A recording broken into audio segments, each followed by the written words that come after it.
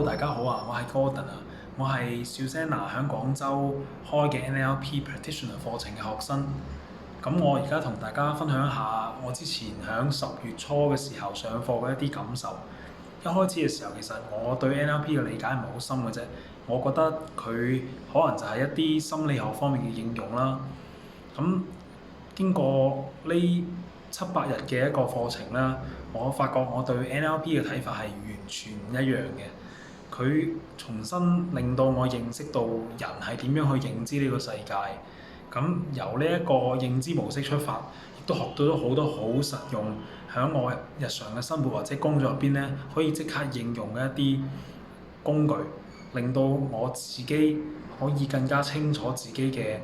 狀態，清楚自己一啲固有嘅諗法，同時咧亦都可以幫到我身邊嘅人啊。其實我印象最深刻嘅其中一點咧，就係 NLP 入邊講到嘅，你係點樣去認知呢個世界？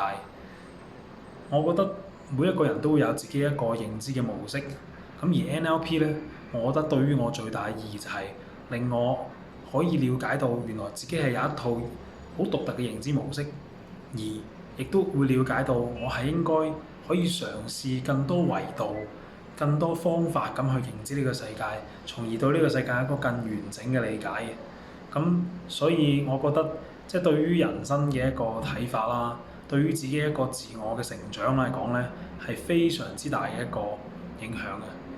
我諗我可能冇可能喺咁短嘅時間同大家講晒我喺 NLP 入邊所學到嘅嘢，但係我非常之相信，如果你真係想提升自己嘅話，NLP 係一個非常之好嘅工具，而 Susanna 亦都係我覺得教 NLP 入邊嚟講係教得非常之好，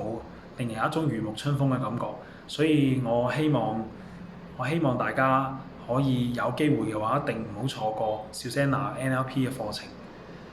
如果大家真係想了解更多 NLP 嘅，平時都可以揾我一齊傾下偈。咁我亦都會介紹更多 NLP 嘅一啲感想俾大家嘅。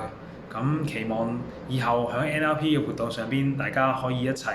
去參與同埋交流。多謝大家，希望大家可以參與 Susanna NLP 嘅課程。